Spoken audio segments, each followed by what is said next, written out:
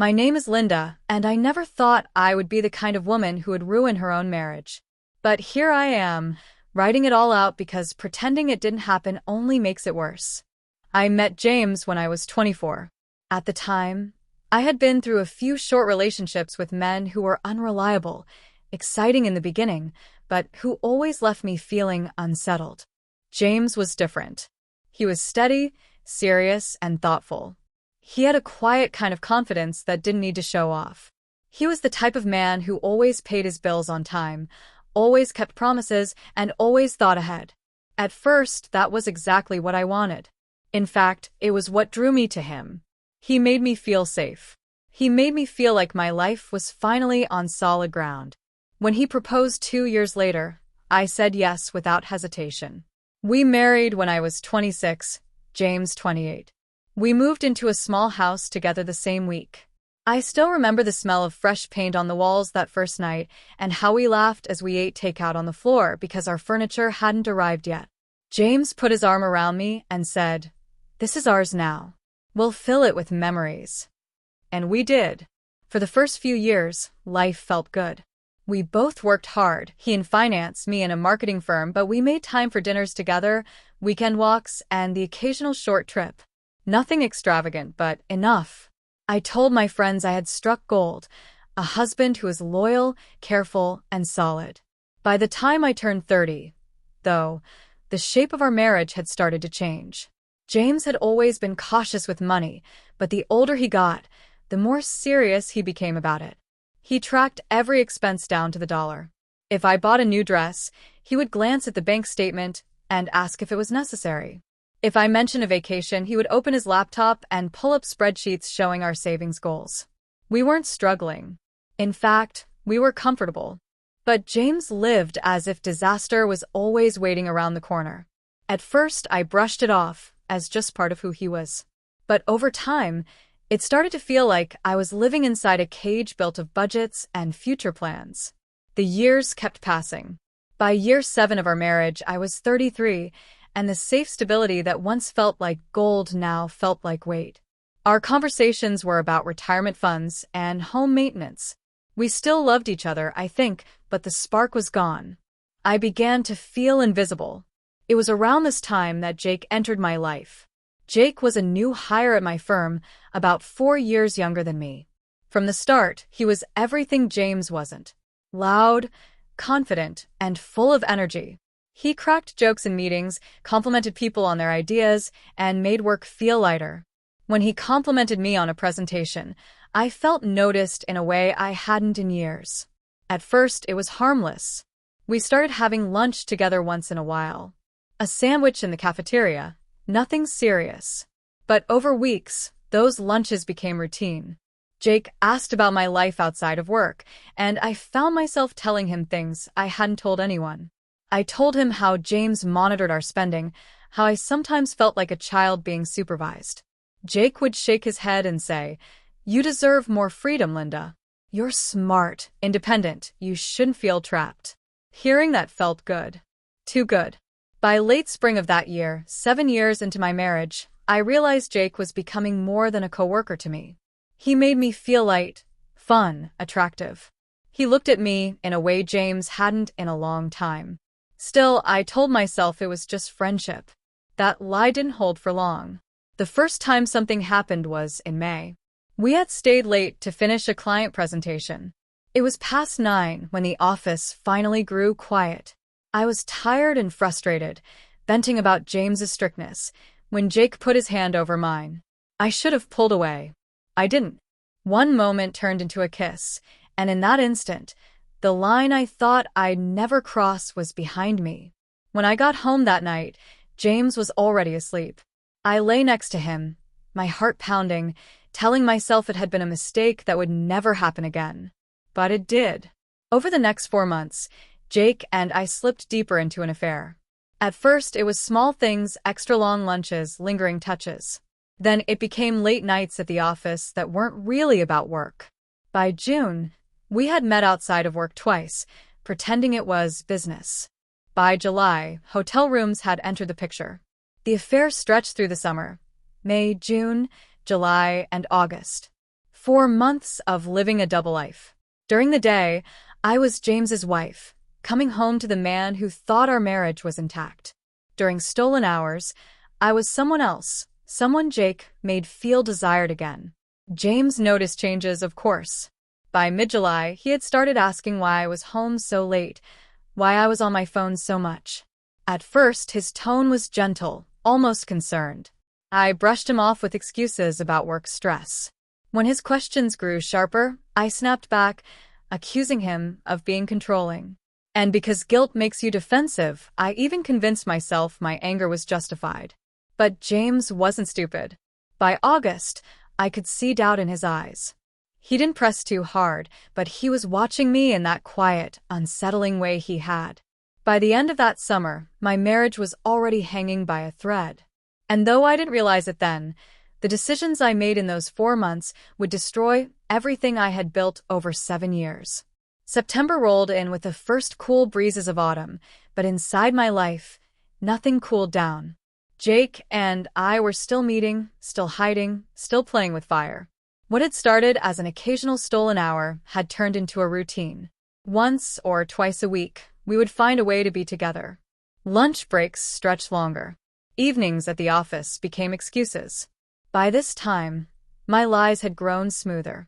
I told James the first was working on new accounts, that deadlines were relentless, that my boss needed me more than ever. James never challenged my explanations directly. He nodded. He asked if I was eating enough, if I was tired. He didn't fight, didn't accuse. But the way he looked at me had changed. There was something behind his eyes, a distance, a suspicion, that made me uncomfortable. I started avoiding long conversations with him. If he asked how my day was, I kept my answers short.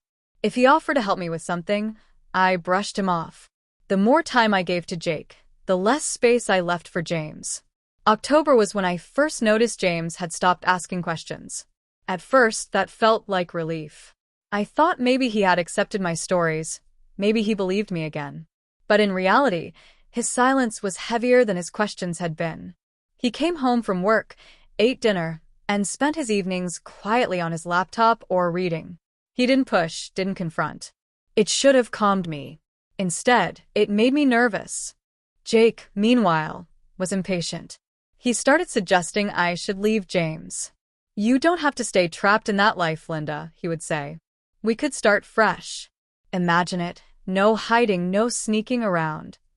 His words thrilled me in the moment, but deep down I knew I wasn't ready. Leaving James meant blowing up everything. Our house, our shared finances, our families who believed in us. Jake didn't carry that weight. I did. By November, the double life was wearing me down. I woke up next to James, feeling his steady presence beside me, and guilt would squeeze my chest. Then I'd see Jake at work, and the guilt would fade into excitement again. I kept telling myself I would stop, that the next time with Jake would be the last. But then another opportunity came, and I gave in again. James never raised his voice, never accused me. He simply observed.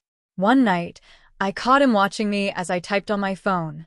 His gaze was calm, almost detached, but it made my stomach twist. When I asked, "What?" he only shook his head and said, "Nothing." That one word haunted me. December arrived, and with it, the end of my marriage. It was the week before Christmas. Jake and I had met at a hotel after work. I told James the first was staying late to prepare for a client meeting the next morning. We spent 3 hours together before I finally drove home. When I pulled into the driveway, I noticed the house was dark except for the living room light. James's car was there. He was home. I told myself he had probably just gone to bed early. But when I walked inside, James wasn't in bed. He was sitting in the armchair by the living room doorway, still in his work clothes, his hands resting calmly on his knees. I froze. My bag slipped slightly from my shoulder. "Where were you?" he asked. His voice was steady, quiet. "Work," I said automatically. He looked at me, and in that moment, I knew he didn't believe a word. "How long, Linda?" My throat went dry. I tried to answer, but no words came. The silence stretched until it broke me. Finally, I whispered, "A few months."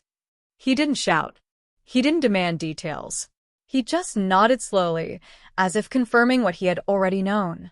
Then he stood, walked past me, and went upstairs. That night, he didn't sleep in our bed. The next day, he didn't speak to me at all. He left for work without a word, came home, and went straight to the guest room. On the third day, he told me he wanted me out of the house by the end of the week. His voice was calm, but final. I moved into a small apartment across town in January. Jake visited me there a few times at first, but the thrill was gone. What had felt exciting when it was secret now felt heavy in the open. He didn't talk about a future anymore. By February, he had stopped calling altogether. Meanwhile, James filed for separation. Papers arrived in March, and I signed them. We didn't fight about property or money. He only wanted peace, and he wanted me gone. Our families found out soon after. My parents were devastated. His family cut me off completely. Friends who had once admired our marriage now looked at me with quiet judgment. Invitations stopped coming. Calls grew less frequent. By spring, I was truly alone. The apartment was quiet, the kind of quiet that presses against your ears. At night, I lay awake and thought about the life I had walked away from, the man who had given me stability, the home we had built together, the years we had shared. I had thought I wanted more. What I ended up with was less than nothing. It has been months now since that night in December when James asked me, "How long?" His voice still echoes in my mind. He didn't yell, didn't rage, didn't beg. He simply walked away. That silence was worse than any fight could have been. Sometimes I imagine what would have happened if I had stopped in May after that first mistake. If I had confessed, if I had chosen differently. But I didn't. And there are no rewinds in real life. James has moved on. I don't know if he's with someone else, but I can see in the rare glimpses I get, on social media, through mutual friends, that he looks lighter. Free. As for me, I am left with the pieces of a life I shattered with my own hands. I tell myself I was searching for something, freedom, excitement, validation. But in the end, all I found was the emptiness of losing a good man who had trusted me until he couldn't anymore. That is the story of how my marriage ended. Not with a dramatic fight, not with slammed doors, but with quiet words and a silence that has never left me. I'm writing this not only to face my own mistakes, but also in the hope that newly married women and young girls can learn something from me. Beauty and excitement may feel important for a while, but they fade with time.